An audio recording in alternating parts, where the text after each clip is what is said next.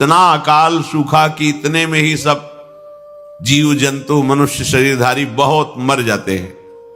भयंकर सूखा, गर्म वायु, तपती हुई, बचना मुश्किल है। उसी के घर्षण से दावानल, बड़े बड़े वनों में आग लग जाती है। पानी बूंद नहीं, न तालाब में, न कुआं में, न सरोवर में, न सरिता में, सब उष्ण ताप से सूख जाता है। बिना पानी के, बिना अन्न के तड़प तड़प करके जीव मरते हैं। कितना भयानक कष्ट है प्रलय में। हमें तो कष्ट ही कष्ट है। अगर मुक्त नहीं होते तो कष्ट ही, मरना कष्ट, जीना कष्ट, फिर जन्मना कष्ट, फिर रोग कष्ट, विषाद, हर्ष, शोक, भय, मान, अपमान, पूरा जीवन, पूरे जन्म के जन्म जब विचार करके देखो तो यहां कष्ट के सिवा कुछ हाथ नहीं लगता है।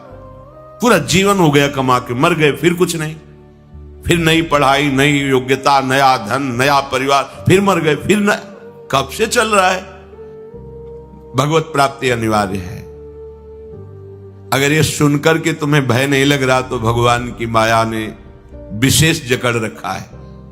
कहां हम जाएं? एक ही जगह है, भगवान की शरण। हमारी कितनी दुर्गति है, हम सोच नहीं पा रहे। कब मर जाए कोई पता नहीं। कोई हमारा मित्र पता नहीं। हम जिसे मित्र समझते हैं वो धोखा दे रहा है, वो शत्रुता का कार्य कर रहा है। जिसे हम सगे संबंधी वो सब स्वार्थ में। कौन है मेरा, क्या है मेरा? विचार करोगे तो अभी भयभीत हो जाओगे।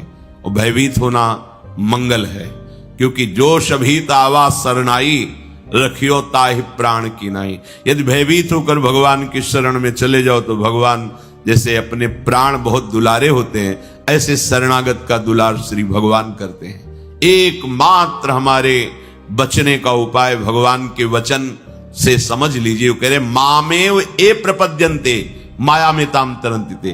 केवल मेरी शरण हो जाओगे तो मैं बचा लूंगा, नहीं तो इस भव समुद्र से बचना बहुत कठिन है। बड़ा दुखदाई है, अभी समझ में नहीं आ रहा, बड़ा दुखदाई है।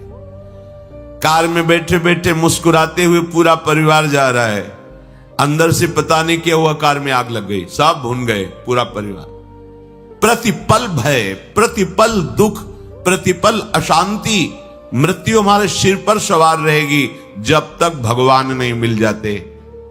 यही अवसर है, मनुष्य जन्म में आप भगवान को प्राप्त कर सकते हो।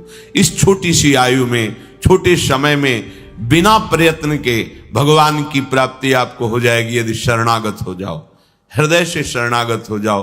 अभी कलियुग का परिसमाप्ति हो चुका है।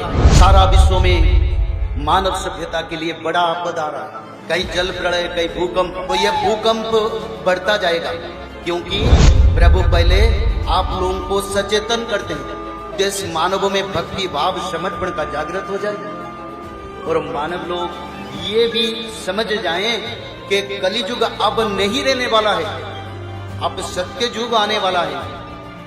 तो हमको क्या करना है, कैसे हम सत्य युग का मानव बनेंगे? तो सत्य युग का मानव बनने के लिए रोज त्रिकाल संध्या, श्रीमद् भागवत महापुराण पठन, 16 नाम 10 अवतार, दुर्गा माधव स्तुति, माधव नाम भजन, जो मनुष्य लोग इसको करेंगे वही लोग सत्य युग के मानव।